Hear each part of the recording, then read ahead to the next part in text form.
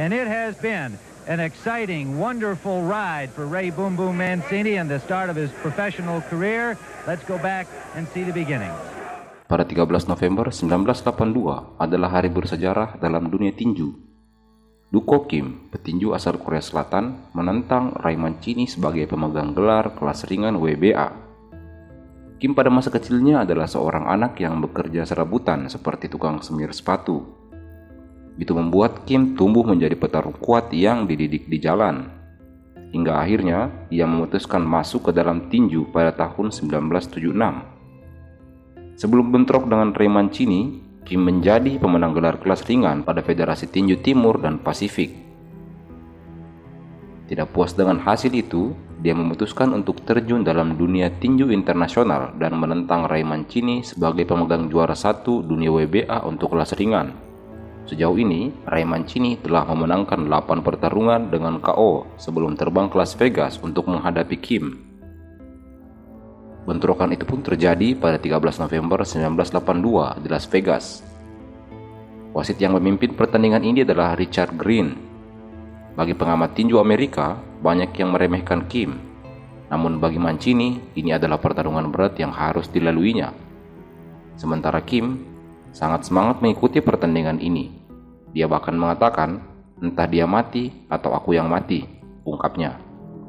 Itu dikatakannya sebelum meninggalkan hotelnya di Las Vegas. And so in a high school stadium in Warren, Ohio, he took on number 1 ranked Ernesto España in front of 20,000 fans on a sunny July afternoon. He scored a 6th-round KO. And this is why I'm so intense, because I've reached it, but that's not the end of it. You know, it's just like that's just one part of the story. I've reached it, and it was so hard to get to. I tell you, it's such a rewarding feeling. It's such a great accomplishment in the sports world to be champion, to be number 1. And you hold so much pride and joy of that accomplishment.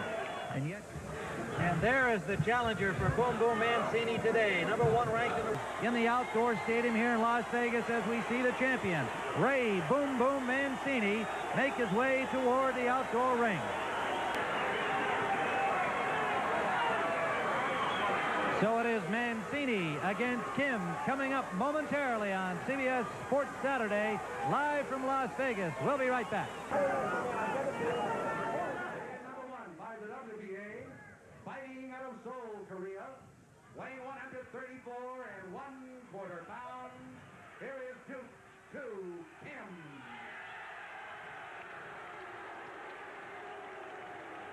From Youngstown, Ohio.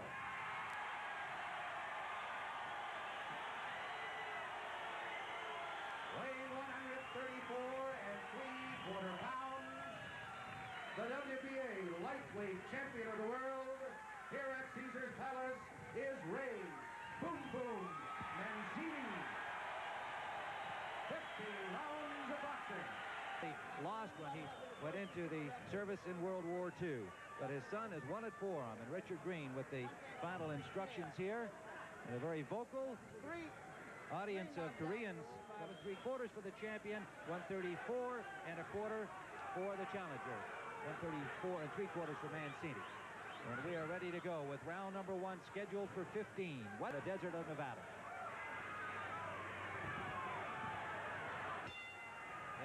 Pada ronde pertama, Kim sangat mendominasi pertandingan. Serangan Kim berhasil meluncurkan hook kanan yang membuat mata dan telinga Mancini bengkak. Itu membuat Mancini mempertimbangkan untuk berhenti dan memberikan kemenangan kepada Kim. Namun dengan 10.000 penonton yang hadir, membuat pertimbangan ini harus dihilangkan.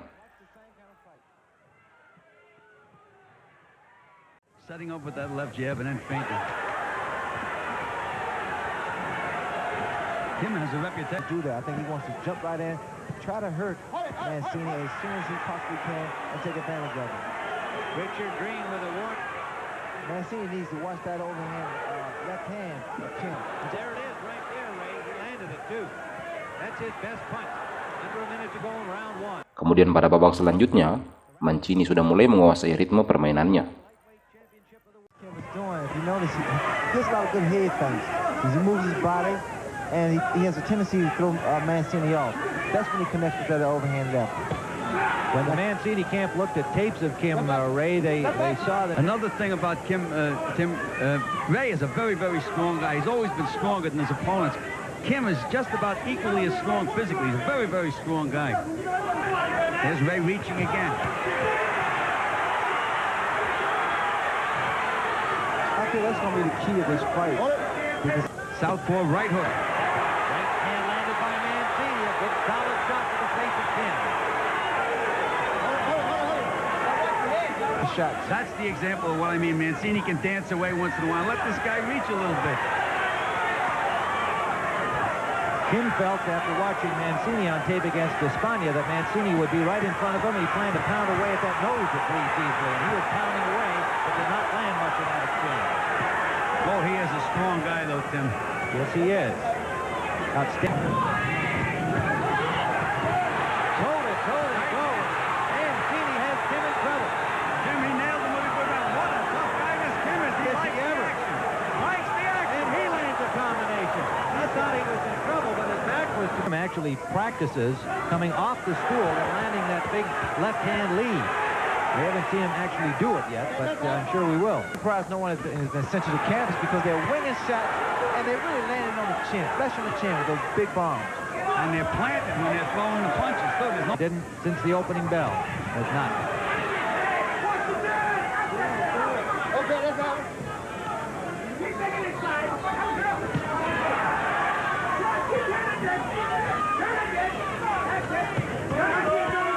Pace slowing only slightly here because the fighters have been willing to grab each other for a change instead of going toe-to-toe like that.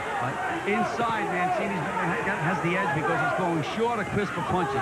But that Kim's right hook is very, very dangerous. Number 5 scheduled for 15. And Mancini wobbles Kim with that left hand, catching him off balance, trying to follow up on it. Mancini with uppercut inside, but Kim very wisely grabs on.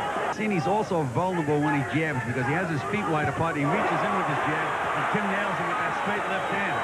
Mancini scored a right-hand lead, and Kim had to grab on again. They grappled in the middle of the ring. Under a minute to go. There was a little cut.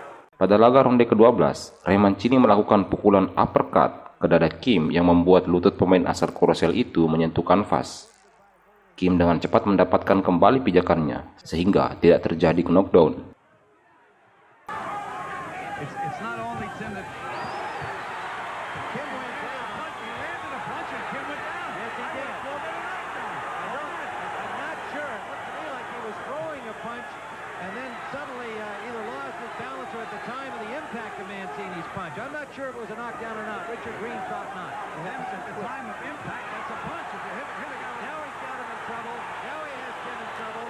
Mancini pounding away. Well, Richard Green did not rule it a knockdown. He had a better view, I must say, than we did because the Korean's back was to us, Kim, and the referee Green was facing the blow as it landed from Mancini. So, nonetheless, no points scored for the knockdown. Round 12 upcoming. A good round for Mancini. Let's go back one more time and have a look at it. You see here, Kim he's moving inside, and the punch land. It grazed on the chest, and it hit him on the chin. Grazed on the chest and came up and landed on the chin, but not. Pada ronde 13, data statistik tinju mengungkapkan bahwa Mancini memberikan 44 pukulan berturut-turut hingga menit ke-13. Dia terus melanjutkan serangan gencar. Kim yang tidak pernah bertarung lebih dari 12 ronde melemah, namun tidak menunjukkan keinginan untuk menyerah.